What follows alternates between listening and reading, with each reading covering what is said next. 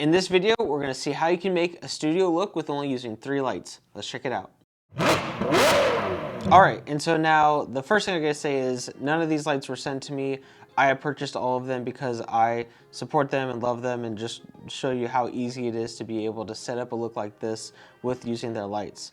So, secondly, my name is Luke Asper. I do car content and just overall just some gear content here on the channel because that's just what I love to do, car content and gear content. If I can put them both together, that's what I'm gonna do. So in this first type of video right here we're about to do is, I haven't actually been posting in a while because I've been having to set up this office in this type of studio space on top of my other client work. So I own a video production company here in DFW, Texas, and we do any type of talking head, promotionals, car content, dealership work, anything along those lines like that. So having a space like this is going to be a huge game changer to be able to bring clients in, to be able to have them do talking head stuff, videos like this here locally in the office. So I don't have to go rent out any new studios or rent out stuff with booking and stuff like that. I can have clients come here, we can do all of our type of, and also just use it as this YouTube studio type look.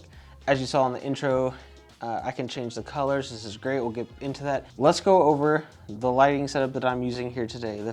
Most of these lights, actually all 3 of these lights are gonna be from Amron. We have a key light, a hair light, and the colored for the backdrop to be able to give you that multiple color look for your backdrops. So with that being said, like I said, all 3 of these lights are from Amron, so they all work on the Sidus Link app. And so I can control absolutely everything in this office, in this studio, that is hooked up and locked off from an iPad, from my phone, without having to, get up on a ladder, turn lights on, bring stands down, anything like that. It can all be controlled on this iPad, which is by far a huge time saver and just really great. We love the app. Now let's talk about the key light. I actually have an Aperture 300D that I've been using pretty much ever since it came out, and I absolutely love it. But I knew for the studio, if I wanted something that will be locked off and for more of this talking head stuff, I did not want to designate that 300D to be attached to the wall where I would have to take it on and off if I needed to go on a shoot or bring it somewhere else. So we actually got the 200X, and so it's a bicolor. Right now it is at 15% and my face isn't overexposed or anything. So the amount of wattage that this thing puts out is 100% just absolutely worth it. Like, it might have been too much for any type of talking heads like this. Right now we have the softbox over it. I'll be showing some B-roll over this as well. We have the softbox, and then we have the diffusion on it, and then we have the egg crate. So that just helps with the direction, mainly because of that third light in the background. I don't want there to be spillage or anything like that, so I want to be able to control as much light as I can with this key light, and I want it just coming on the talent or my face as much as possible and not spilling out to the rest of the room. And then so we can see right here, when I have my monitor on the side here, that's why I keep looking over here, there's a monitor right here, and I can set my false color to then see how bright or how dark my face is at. And so like I said, it was at 15%, and that's a good spot right there. I have a little bit of shine, but that's probably just because of my face. And I can, just set the color temperature on here and the white balance on the camera to make it look great. It's your very YouTube front face key light type of look. Having the monitor here is so much more helpful to be able to not have to go back and forth from sitting to going to the camera and coming back. I can just look at this monitor and control the lighting from here. It's a huge game changer. Next, we're going to talk about Amron 60X. So we actually have this in locked up on the top as the hair light, and so you see I can turn it on and off a little bit brighter. We don't have any barn doors on it yet because the amount of light that goes onto the backdrop is enough to overpower it. But if you see in this wide shot that you'll see a little bit of the spillage coming onto the backdrop, and I like to set that just to 3600 Kelvin just to break up from the key light and what's behind me. Obviously the red look that I have on the wall right now is making that warm light look more realistic as what that's coming on me, but it's actually the hair light, and so I can change that all the way back up to be super cool or super warm. It is just a fantastic little light that it can fit anywhere, and so that's why we have it hanging up there. Next, we're gonna talk about my new and favorite type of RGB tube, and that's the Amaron 4C.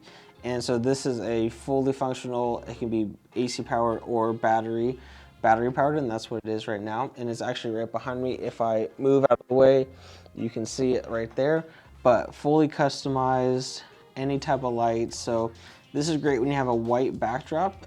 It's kind of one of the reasons why we put the white backdrop in here, is because you can just shine a light and completely change the colors. We actually got the inspiration from DSLR shooter. Caleb is great. All of his stuff is amazing. So most of this was inspired from him, just from watching his work over the years. Huge fan. So absolutely, when they came out with this tube light, I had to get it. I have 2 of the 4-foot and 2 of the 2-foots. The 2-foot was a little bit too small. The little light circle effect behind me was way too low on the bottom, didn't really go all the way up to the top, so I decided to use the 4-foot in the back. And like I said again, it's fully customizable here on the iPad, and I can just see everything with the monitor or looking right at the screen right here. And it is probably just a very, very useful tool to be able to use it all from the iPad and get the look that I want, all from right here. And the fact that it's battery powered. I could have it plugged into the wall right now, but just because I want it to be mobile and I will be using these for other things, it's super convenient to be able to have it just battery powered, just sitting right there. And it actually lasts a long time. I used it as a hair light for a client shoot once before, and I think I didn't even charge it. We used it 2 days in a row, and it barely had dropped down by 1 bar. Absolutely loved it. Super convenient. 100% recommend it if you're looking into getting any type of tube lighting. These ones are the best because of, obviously, it works together with the ecosystem. Hands down, 100% recommend it.